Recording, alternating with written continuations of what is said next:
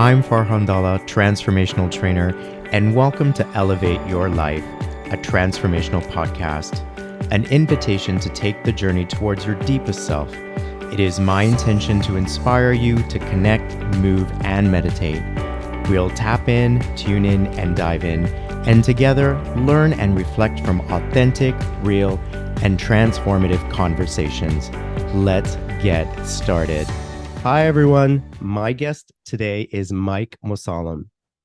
Mike Mosallam is a two-time Tony Award nominated producer, director, writer for theater, film, and television. Through his production company, Mike Mosallam Productions, he and his team produced short films including Breaking Fast, which was shown at the Cannes Film Festival, and Brothers, a 12-time jury and audience award winner, both written and directed by Mike, along with the short film Ubuntu, a co-production with the Muslim Public Affairs Council. His feature film debut, Breaking Fast, based on the short, is now available on Hulu and anywhere you can rent movies. He is the creator and co-executive producer of the 2011 critically acclaimed TLC series All American Muslim. Most recently, Mike was an executive creative consultant on season 2 of Hulu's Rami. His second feature film, a film adaptation of Heather Raffo's 9 Parts of Desire, premiered on PBS in the spring of 2023. His latest script, The Untitled Chubby Muslim Project, was a Blacklist selection in 2020. Currently in development are a TV series adaptation of Breaking Fast and a feature film based on CNN hero Rahul Dabi. On the theater side, Mike has produced and directed more than 100 theatrical productions. Most notably, he is a co-producer on the 6-time Tony-nominated revival of Parade starring Ben Platt, and the 6-time Tony-nominated revival of A Doll's House starring Jessica Chastain. He is a proud Muslim and a Lebanese American. Mike is represented by the Gersh Agency, color creative by Issa Rae, and Granderson de Rocher. Hi, Mike. My goodness. Hello. Isn't that impressive? Like when you hear that, what do you think? I'm so proud of you, first of all. I'm so blown away by all of this. My goodness. I'm so grateful. I'm grateful to God. I'm grateful to my parents and my family, biological and chosen. I'm just like, it's kind of hard to imagine the twists and turns of how I did various things and how we got there, but I'm so happy and so grateful for them. Yeah, and a lot of the work speaks for itself because I've seen some of it and it's amazing, and we'll dive into some of that in a second. But I was trying to think back to when we last spoke, and was it when you were in Toronto and we had dinner? Yeah, I remember that really delicious restaurant. What was it called again? God, I knew you were going to say that. You can give it a shout out, but I can't remember for the life of me what it was. Ugh, me either. But it was really good food, and Lebanese food, yeah? I think it was Lebanese. I think you helped me with some of the menu because I'm vegan. But it was really good. So I think it's been too long. So let's make sure that the next time you're here that we have another meal like that again. I would hope that. I would love that. I can't wait for it. Yeah. So when the idea for this season being Queer Relief came up, your name was one of the first names that popped up in my mind. And I was like, I gotta get this guy on this podcast. And I think after everyone heard your bio, they now know why. That's kind. I mean, it's really just so fun to talk to you. So I'm just so grateful for the opportunity. And I really want this to be an opportunity for us to sort of dive in deep so that people get to know you and your story. So are you ready? Yeah, yes, I am ready. Okay, take a deep breath. As a Muslim American, how would you describe your coming out journey? Slow and unlike my white friends, and nuanced and complicated and ever evolving. Well, who did you come out to first? Who did I come out to first is a really good question. And I want to just think about it and I want to take myself back because I think that I may have come out to some friends before I even was fully willing to come out to myself, if that makes any sense. Yeah, totally. I think I used them to test the waters a little bit. These would Um, be like your close friends that you've known Yes, for a long time. yes, Yeah. yes, yes, yes. And I'm still quite close with a lot of my high school friends and even elementary school friends and high school teachers. And so like the people who knew me when I was younger are still very much a part of my life, which I love. But I think that I was actually in New York. I had moved to New York after college and I was sitting in my my New York apartment with my best friend and roommate and his girlfriend, who is still a dear friend of mine, who is no longer his girlfriend. And I just kind of was like exploring these feelings that I was having for this boy. And the girlfriend, by the way, who is Tony Award winner Celia Keenan Bolger and an incredible human being, um, just gave me such permission to like not make any decisions. She was like, if you feel that way right now, great. And if you don't tomorrow, great. And however you feel, whenever you feel it, is great. And Hmm. I remember being so afraid of the finite or the sort of what's the word? Like if I say this, this is the trajectory of my life. Right. And I never really considered what it would mean to like say it, let it be my truth right now, and then like naturally let it organically evolve into whatever truth it may be in a year, in a month, in a whatever. Wow.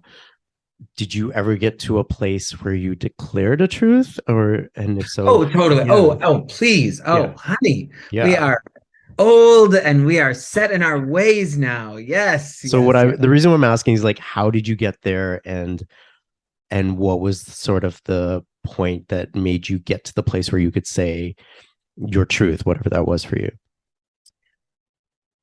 Um, And it's different for everyone, but I think, yeah, yeah, I just don't know if as I'm just thinking through that really wonderful question, I just don't know if it has like a sort of a straight, no pun intended, path of an answer because I think like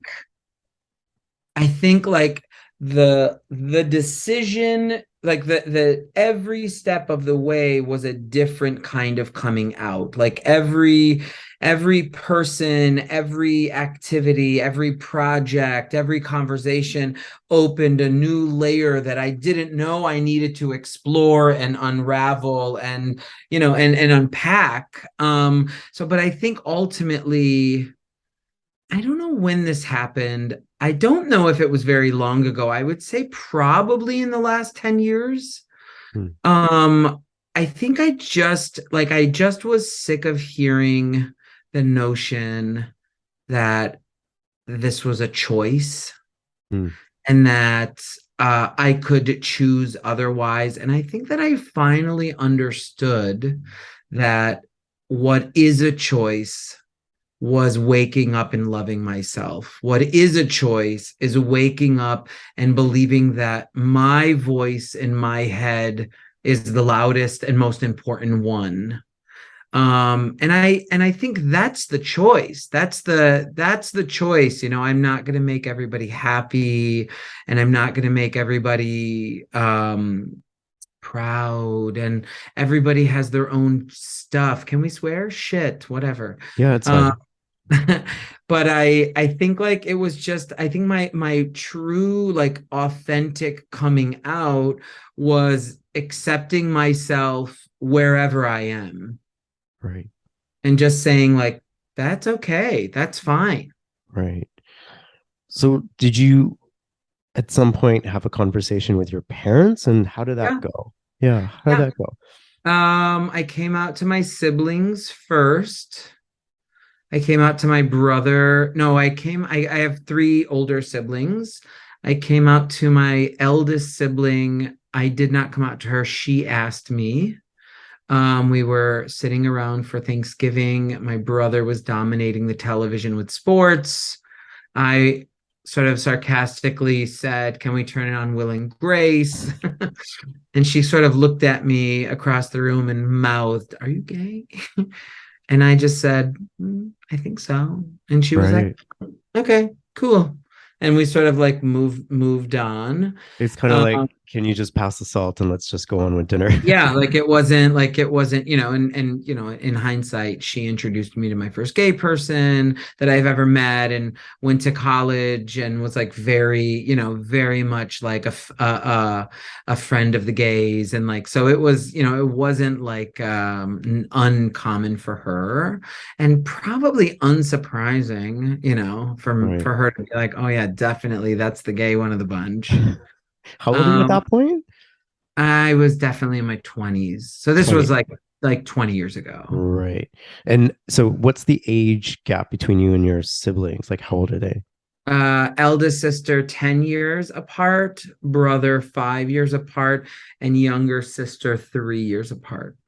So growing up, no one kind of asked or mentioned that. Everybody asked. No. Everybody asked. Everybody Hmm. asked. Everybody was like, "What do you mean you're crying at this Disney movie? What do you mean you want to be in choir? What do you mean you don't want to play football? What do you Right. mean you like to cook with your grandmother? What do you mean?"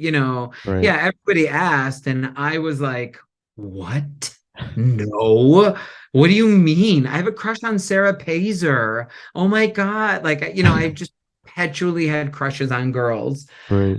until I didn't. I And remember in my high school, I had decorated my locker with like the hottest soap opera female yes, stars and stuff, yes. and somehow I thought I was fooling people. Yeah, yeah. I went to college. I went to college for musical theater, and Mhm. like that was the first real kind of exposure to the gay community that I had. It was like the first time I really, really like was around a lot of members of the LGBTQ community. And I remember putting a poster. Dawson's Creek was like the big show. And I Right. remember putting a poster of Katie Holmes up in my bedroom, like just to give off vibes, like I might be in ballet, but you know, and you know what? Let's be honest. No acting degree could train me to be as good as fooling those folks, because I fooled no one. Right. I agree with that. And like in my own case, that is. So then how did it go with your parents? Mhm. You can take a Mhm. deep breath and Yeah. just I mean, I think in all of the various like talks and podcasts and whatever, I don't think I've ever talked about this out loud, and or like, this might be the first. wow, breaking news, everyone. Yeah, truly. Oh my I, goodness. Okay. I would Has say, nobody ever asked you or just you didn't yeah, want to I talk don't about it think or anyone's ever asked me. wow, I think that's such an important question because it's such a critical part of anyone's coming out journey is that Yeah, conversation, especially because it's your parents, it's the one that you fear the most, at least for me. yeah. I mean, This I is talked about it in my first two episodes, and those of you who've listened to that will know how that went. But let's talk about yours now. Yeah. I mean, like, here's the reality. It was not a beloved choice by my mother. May she rest in peace. And I don't think she lived much longer for us to ever like have that great moment of reconciliation around it. Hmm. Um, so that is something that I often think about. Um, But I will also say very, very wholeheartedly that in her passing, have found the greatest form of peace between us and love of a relationship that I think for some reason I just wasn't able to see in her life. So Hmm. there is a lot of love between us currently. And I definitely came out to my father, and I think that I had to come out to him 3 years later, and then I think I had to come out to him again.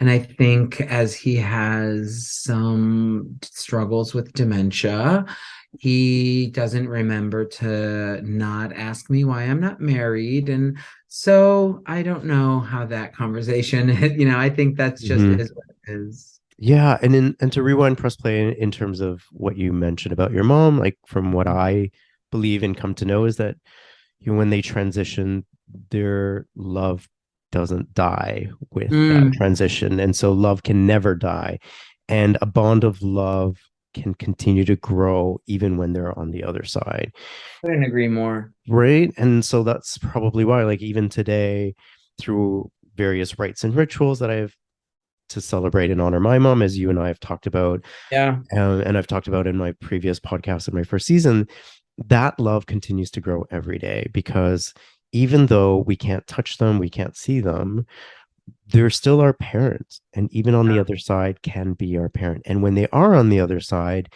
it's like they can see through clear vision and see only the Yeah. love. None of the other stuff, it doesn't exist. They, That's actually exactly how I feel, is that I feel like the relationship that I have with my mother now doesn't carry the sort of weightiness or heaviness that it carried while she was alive. Like, I really feel like as she comes to me in dreams often, as I think about her, I think about us, like, I truly think she is able to be in this in a way that she wasn't when she was alive. hmm, And maybe it's the things we tell ourselves, whatever. It's right, like truly how I feel. sure. Yeah, I agree.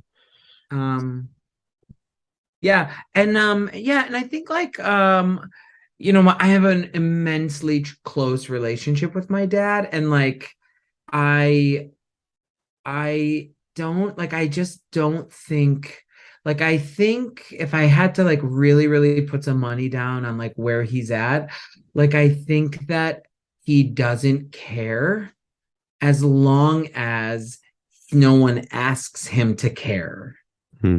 right? So like he knows all of my intricacies and all the things that I do, and and is just so beautifully smitten with me Hmm. that like, you know, nobody wants to like change that.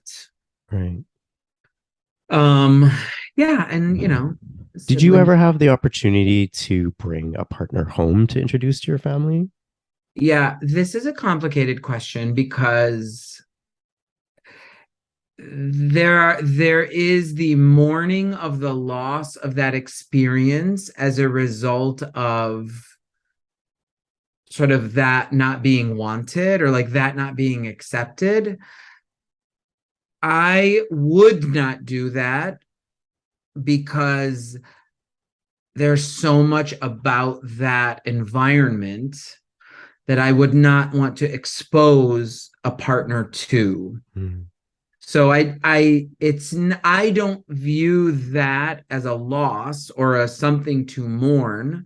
I view that as a protection of the way in which I want to accept, receive, and embrace love.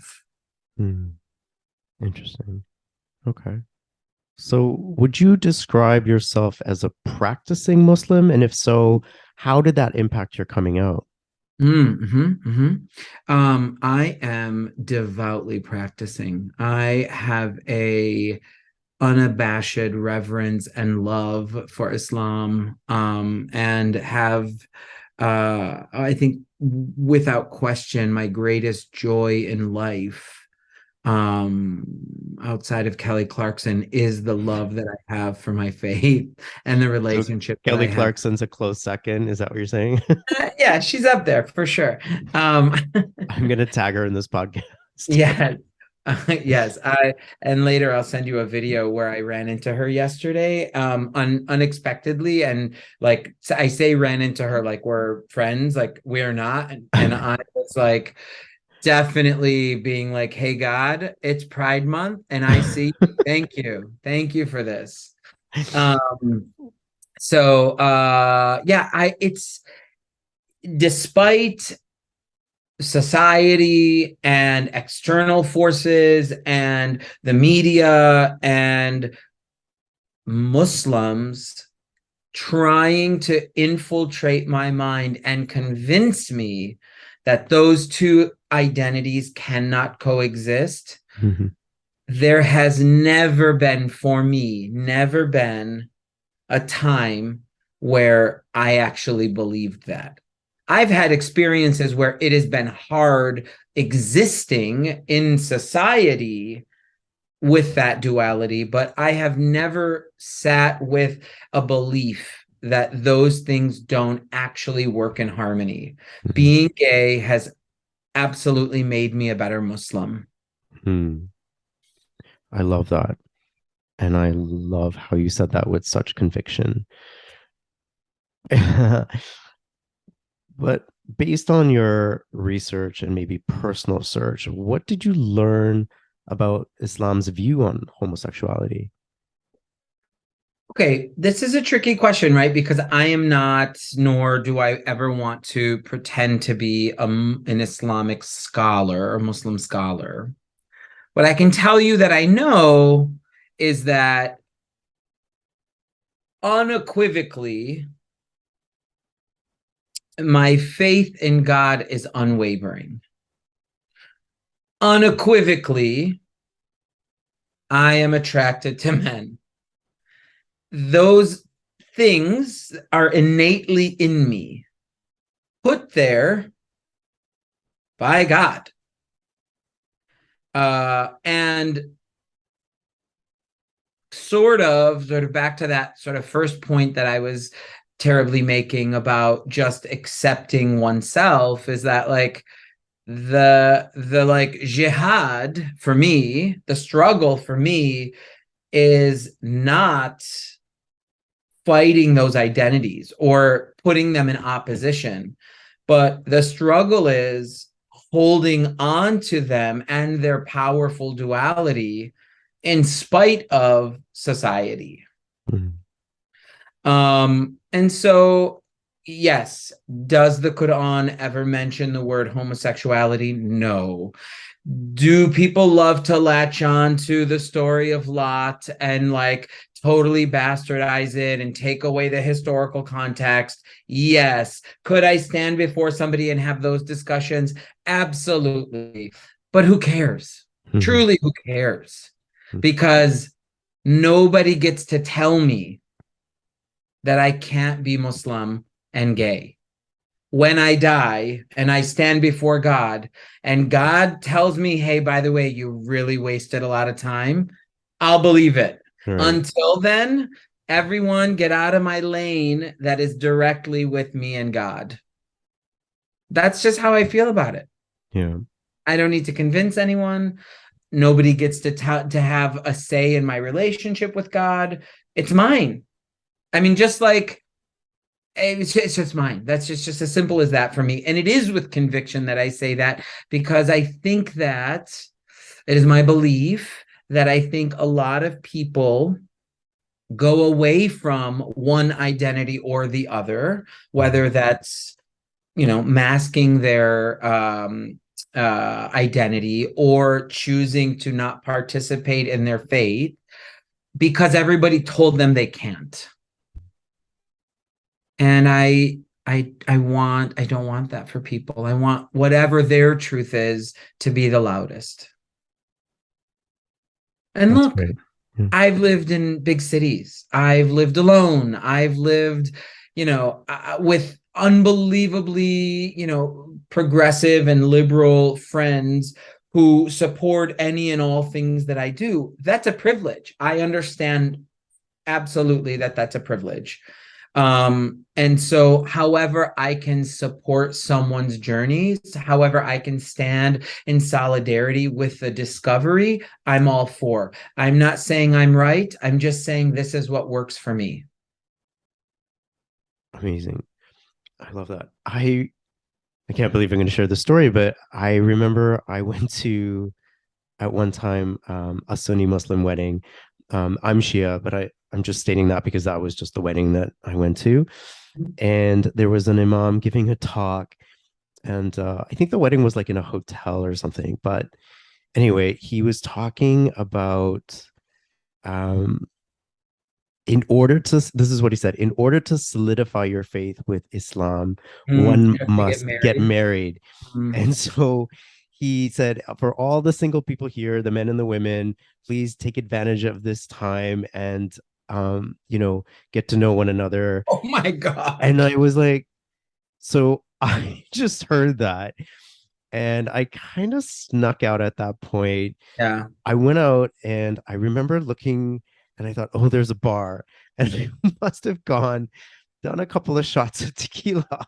And then I kind of snuck back into the ceremony. I had never heard that before, to be honest. Uh, Um, but it just like, and my parents were at the wedding, and it made for a really awkward drive home because I yeah. wasn't out at that time. My parents didn't know.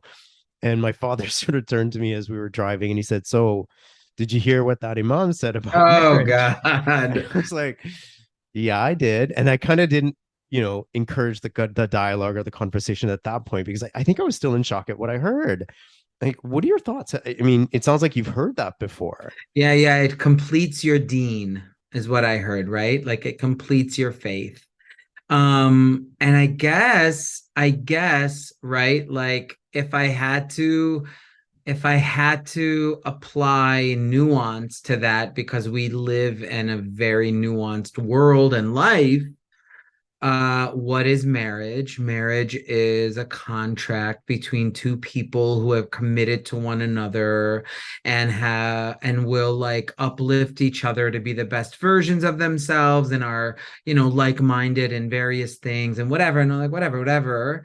Like, I am probably my best person when someone with me is uplifting me and making me feel my best. And I don't know, I can make sense of it, but I don't know if it necessarily has to be as like cut and dry as like marry a woman or you're going to hell. Right, right. Because that's what Yeah. it felt like. And I kind of went, Yeah, of oh my course, God. of course, of Yeah, course, of course. And I would love to do a case study of like the amount of marriages that resulted from that sermon, and then right. sort of see, you know, how many of them are still together. Together.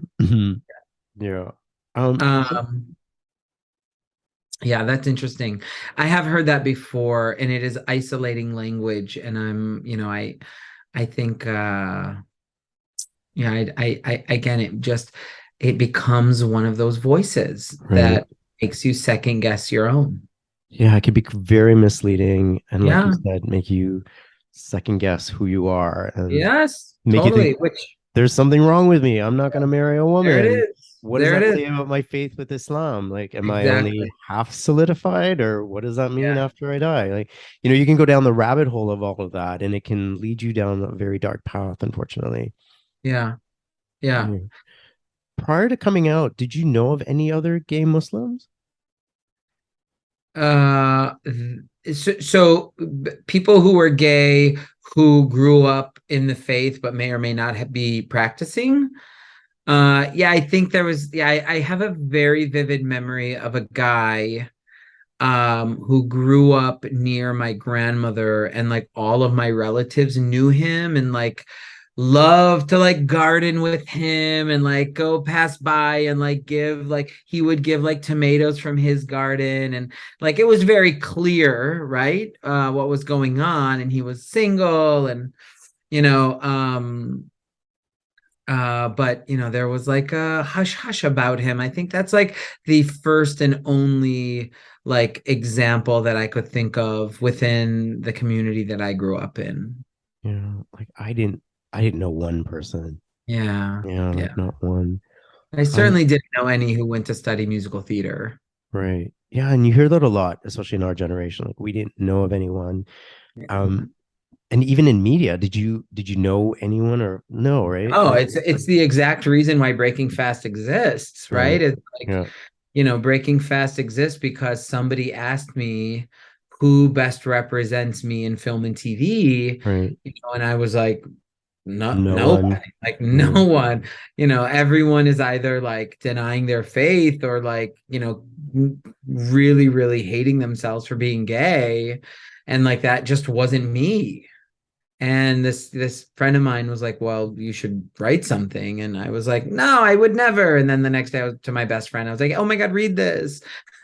So, and like, that I think, there is such truth in the yearning for seeing yourself represented, which is a talking point that we hear a lot about here, both, in Hollywood and in the zeitgeist right now. But Mhm. But is that you know, why you became a writer and director? Because you just didn't see yourself in anything, or did that sort of come about first?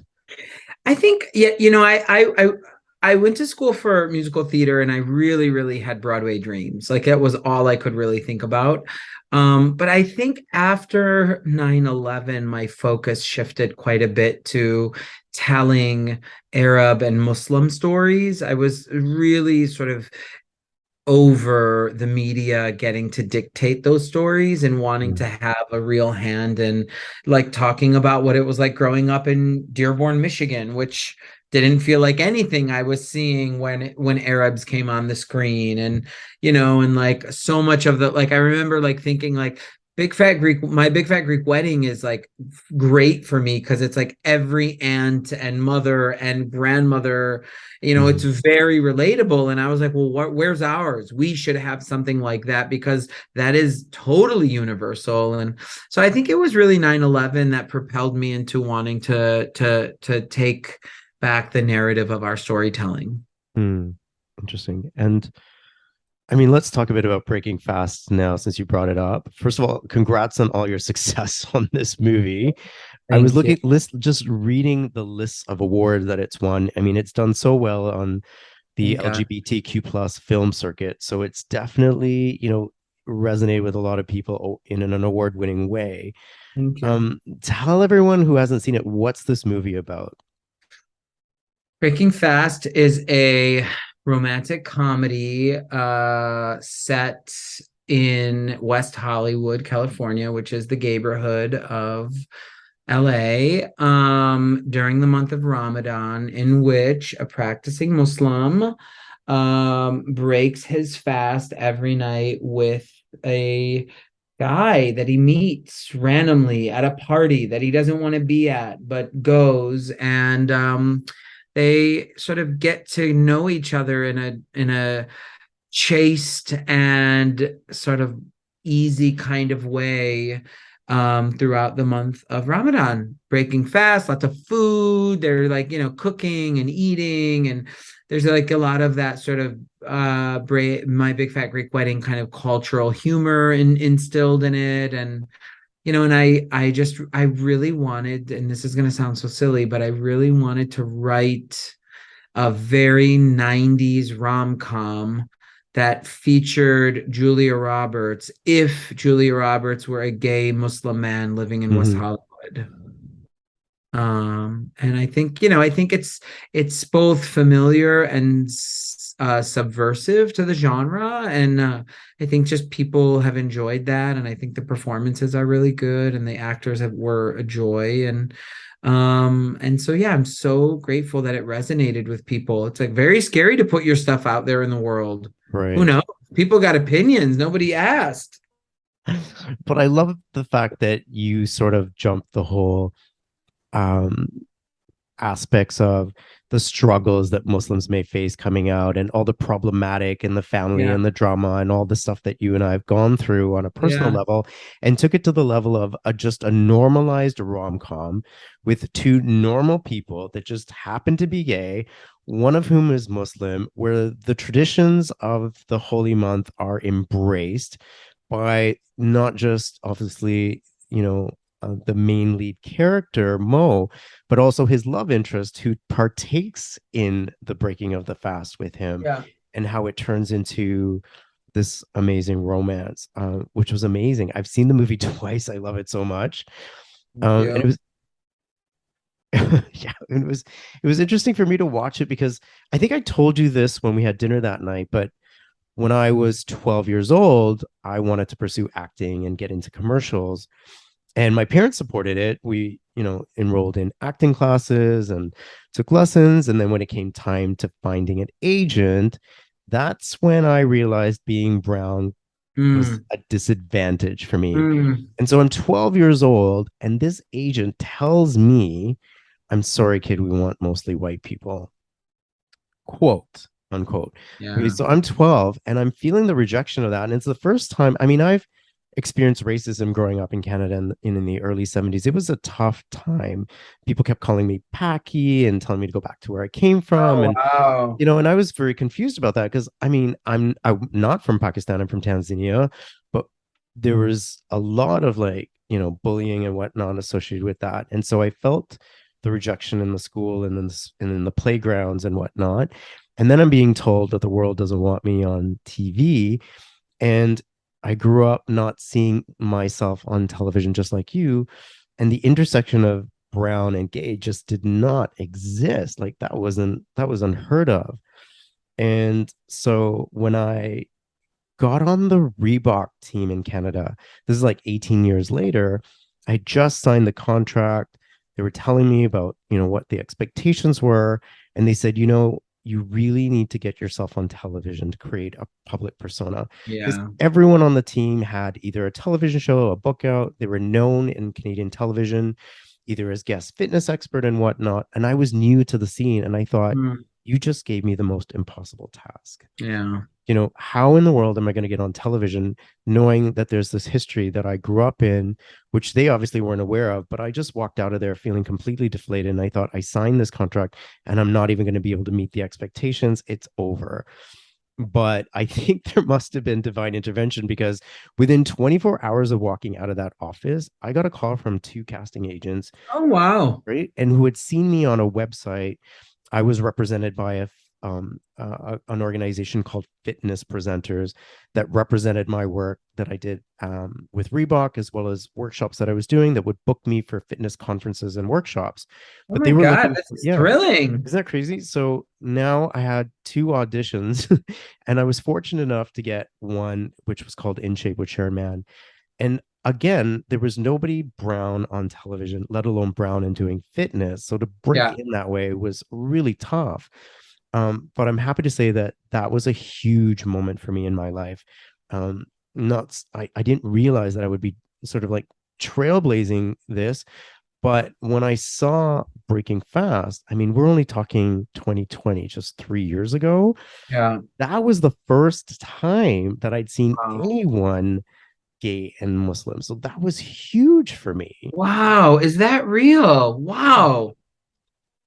That's fascinating to me. I mean, like, I think like just thinking that through, by the way, that's so exciting that like, the world, like, look, God is the best of planners. There's no way around that. So whatever anybody told you, like there was always going to be a plan. But uh, the reason why I wanted to make the tone of Breaking Fast what it was because what could I say about the tropes that we grew up with? Like that's I don't need to further perpetuate those ideas. I want to disrupt the narrative and you know I fantasize about what happens if we live in a world where everything that's in the movie is quite commonplace. And maybe it feels idyllic now, but hopefully, maybe it's the start of reimagining what happens for us, 5, 10, 20 years from now, where in fact it is commonplace. Mhm. And we all deserve that. I mean, we certainly all deserve love. and that we should not be putting any kind of compromises around that. Yeah. And what kind of response did you get from the queer Muslim community as well from the straight Muslim community? Yeah, very different responses. The queer Muslim community, by and large, was like unbelievably overjoyed, unbelievably sweet and receptive. And like I still truly, truly still get from both the queer Muslim and just queer community messages and notes constantly about this film helped me create a dialogue with my family, and this film is like, gave me hope that what I'm looking for exists, or helped me remember that I could have a relationship with Islam, like whatever. I mean, it's like unbelievably nice. On the flip side, there was a very small yet vocal, and isn't it funny how it's always a small and vocal minority who, you know, espoused the rhetoric that you could probably script right now without even knowing. Hmm. And again, wake up, make a choice. Who's right? And let me tell you something. I'm right. They're wrong. And good luck to them. Let's focus on the good and the beauty and the joy. And let's live in a world where we propel goodness. Hmm. Amen But to yeah, I that. mean, it's not fun to have people wish death upon you because they're so unbelievably afraid of something they know nothing about. But I'm not here. I mean, like, I can be here and spin my wheels and try to convince them otherwise, or I can just focus on the folks who are throwing their arms around me and going, hey man, let's go on this journey together and see how those relationships flourish and what good that puts into the world. That's much more exciting to me. I think so too. And I'm, definitely speaking for me and many who watched this movie and it was like, we belong. We finally Mm, belong, right? We you always belong, belong. You right? always belonged. We always belong. Right?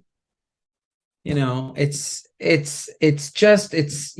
there have been plenty of folks in my life. Don't get me wrong. Like, it's not like I wake up every day and I'm like, I don't understand what people's problem is. Why don't they just think like me? Like, it is a journey, and some days it's harder than others, but like for the most part, I don't understand anyone who thinks they have any say whatsoever in my happiness.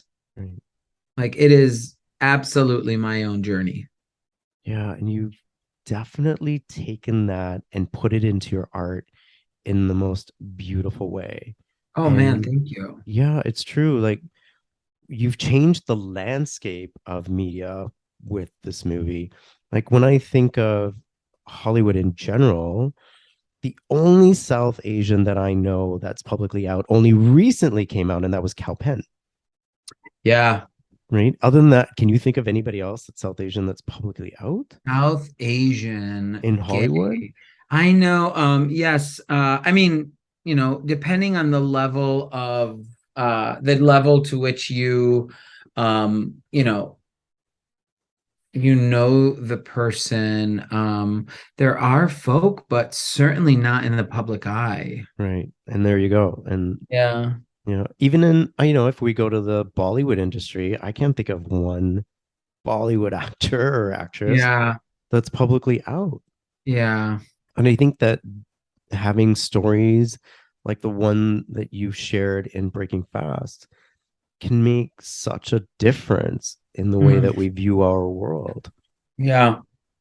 Well, thank you for that. I mean, listen, I think Breaking Fast is my it's like, it's my baby. I feel so in love with that piece, and I'm so grateful that it has resonated with other people. Um I just um I just think it is one of many, many stories to tell, both mine and others. And I hope that we can find a path to tell and support those other stories. They all Mm, deserve to be heard.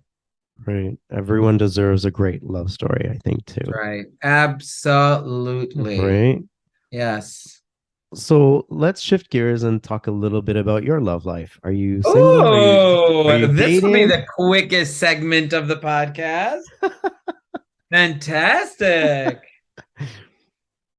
What's the status, Mr. Mosallam? I am currently unattached. I am currently struggling to create a work-life balance that allows me to be available. And I am currently yearning to share my beautiful life with someone, but also not willing to settle. Okay. All right. Keep talking. Um, Tell us what you're looking for. This, oh my God. Is this it? Is this what's gonna find me love? well, it's a possibility to a doorway. So we're here. We might as well We're walk through it. here. Oh, love that. Listen, I think at the ripe age of 43, an age I adore and I love. And if anyone tells you they don't love their 40s, we need to talk to them because the 40s are where it's at. Okay. Well, I've passed that decade. I wish I spoke to you 10 years ago. Where? No, you didn't. I fully thought you were in your 30s on your way to your 40s. Oh, well, thank you. I My am goodness. 52, but I will accept that. Thank you very Oh much. my goodness. Had no idea. Yeah. Well, I 52, don't know how but you're. maybe I will say I will think and feel like I'm in my 30s, but according to my birth certificate, I'm 52. Same, And according to my proudly, and totally proudly. Like, beautiful. yeah. According to my birth certificate, I'm 43, almost 44. And according to my You thought I emotionality, was in my 30s? I still can't get over that. But anyway, go on. 38. I thought you were Wow. 38 years old. Okay. Yes. All right. Yeah. Okay, go on. What was I saying? Oh, I know what I was saying. Listen, My bad. this is Sorry. this is the truth. I'm open to a lot of things. Here are the non-negotiables. Okay. Spell it out. If you are not kind, keep moving. Mm, It has taken me a long time to value kindness. I agree. And kindness is sexy. Put it on a t-shirt. Make a And movie. about kindness, I think I did a little bit, but yeah, I see what you're saying. And also you gotta want something. I don't care what it is, but you gotta want something. You gotta wake up and say, I want this, and today is about getting something, and just like drive and passion and like Mm, oh, one more thing, one more. okay. I'm sure there are others, but like, have you been in therapy? If not, can you go to therapy? Okay. Can I not be your therapist? Can Right. we just deal with the wounds? I read a really good quote. Oh, can I read the quote? Yeah, go for it. It's right here hanging on my wall.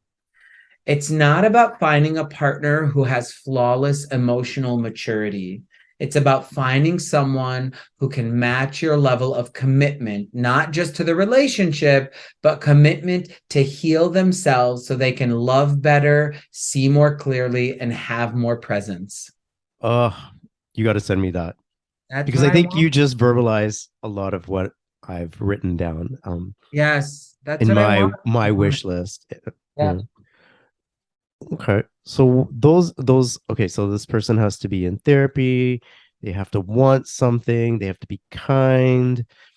Um Anything else? Do you think they need to be Muslim? God, would that be ideal? So I can go back to that imam and say, hey, found my other half of my faith. Here we Right. go. Yeah, I found You my know, Cal. yeah, exactly. I mean, I would Cal is Mo's love, romantic partner, but go on. Mm-hmm. oh, yes. I would love to date a Muslim. I would love to Okay. be in a relationship with another Muslim and like make that a part of our lives. Right. Um, if that is not in the cards for me, then I'm happy to not be in a Muslim relationship as long as my partner has, undeniable respect for my own practice. Right. So, are there any challenges or barriers that you face in the dating scene being a gay Muslim? Is that How why you many say gay that? Muslims you know? You know a lot? I Is know there a some. lister? Yeah, I Can you know put me some. on the email group? I can When introduce you to some. Yeah. oh, yeah, okay. Well, I'm walking through the door here. I'm here. Um, yeah, no, I mean I'd love that. I would love that. I have dated a couple of Muslims. And the so far I think that that has been lovely. And also sometimes we are, as I said, not in a place to work on our shit. Hmm. And I think we need to work on our shit. Right. So is that like something you do regularly? You speak to someone, or what does that look like Oh for you? yeah. Oh my God. Yeah. I've been in a relationship with my therapist for 7 years. Well, okay, that's I great. love her. Yeah. She's fantastic. Right. She's not Muslim, but she's Lebanese and she speaks Arabic to me in session. And it is like, I'm like, yes, ma'am, correct. You are right. Yes, I love everything about her. I don't understand why people won't go to therapy. It's the Hmm. best. Yeah. I mean, I can understand the financial sort of side of it, but like, I think therapy is the best. Right. Yeah. I've certainly had my share of counselors and therapists, like I talk about in my first and second episode of this season about the person I worked with in particular with my coming out. I refer to as a spiritual therapist because I needed Mm, someone to explain to me things at a deeper level for me, mm, for my understanding. What is my soul here to experience? What are the impacts of this journey? What am I here to learn? Because I just I want to maximize my time here. I want to, yeah, I want to maybe not get it right, but I want to maximize my time. yeah, If this is school and I'm here to learn, then I want to learn everything that I possibly can. that makes Um, sense. and then on other aspects, like, when my mom transitioned, I went uh, to get the support of five grief counselors, and each one helped me in a different area, one with career, one, from a spiritual perspective and whatnot. So I definitely have my share of support systems in place as well. Beautiful. You Yeah, know what? yeah. And like I don't, I it can you can have five at once, you can go through a period where you have none, you can go back to one, like whatever, like just like, just the fundamental understanding that like talking something out is Hmm. always the better choice. Yeah, I agree. You I think think I'm it's like too healthy. set in my ways? No, not at all. I Too mean, I think, rigid. we go to the doctor to take care of our physical body. We go to the dentist to take care of our teeth. We go to the eye doctor to take care of our eyes. And I often tell people, like, in terms of your allied health team members, you should have a good physiotherapist or physical therapist. I mean, I am a physical therapist, and I think it's important to develop a really good relationship with one and whoever else you need. And that's got to include someone for mental health because it's a Absolutely. vital part of our health, right? Like, who we can't be physically well and mentally ill because Yeah. that's not going to work and vice versa. So I think that that's great, and I actually applaud you for speaking to someone. Thank you. I love it. Yeah. And Mr. Mosallam, what advice would you have to share with, say, a person who's listening to this right now that might be struggling Yeah. Yeah. either with their coming out or where they're at in life? First and foremost, you are not alone. And it is really important to find your tribe. I agree. Really important to really take a look around you and ask yourself, are these people serving my greatness or are they not? And like really be okay standing out on a limb by yourself rather than around people who don't uplift you. Mm, that's amazing. Was it important for you to have a tribe that was Muslim based or just queer? It didn't matter.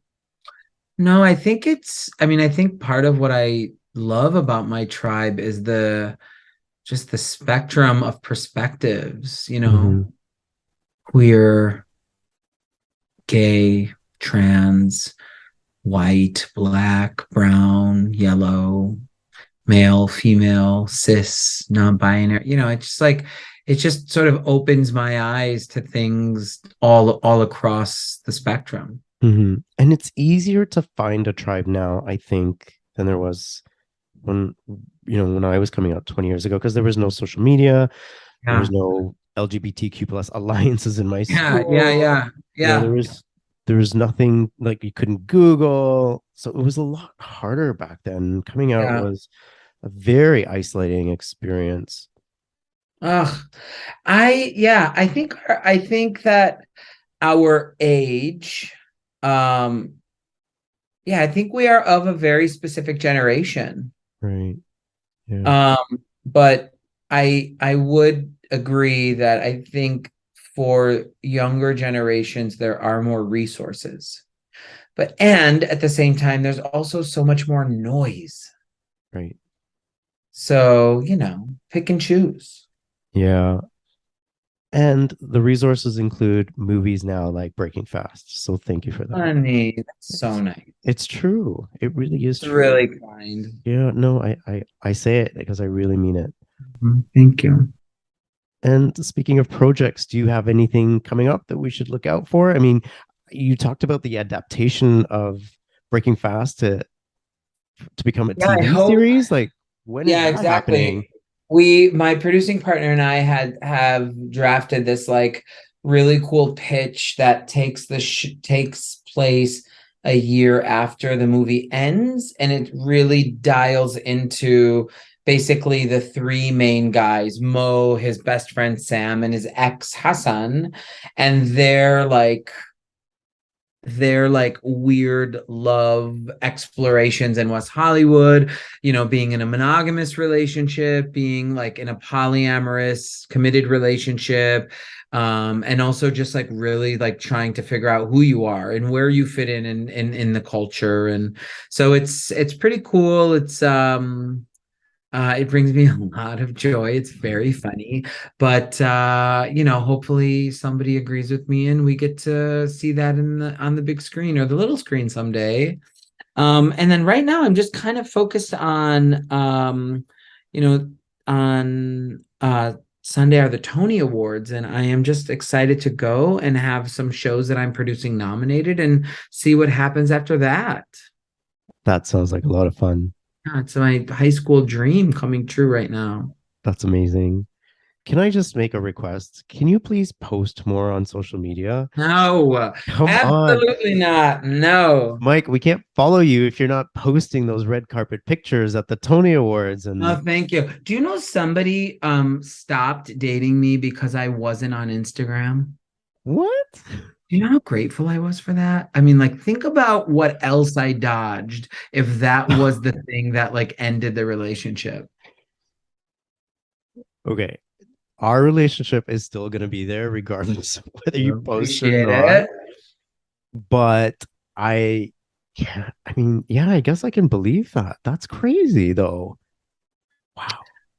Okay. Well, you dodged whatever there. Dodged whatever, and I feel great about it. So that's fine. But you know what? Listen, I think like, what I love is that like if somebody was like, hey, Mike, thought about you. What's going on in your world? And then like we like had like a nice luxurious phone call. Hmm. Call me anytime. Okay. Yeah. You got my number. That's why you gave it to him. Cool. Well, Mike, this has been a great conversation. Thank you. I have loved it. You I are incredible. Thank you. I'm still new to the podcasting thing, so your feedback is much valued. I'm sure you. For those listening, just so that everyone's aware, he just pushed back the hair he doesn't have behind his ear as he said that.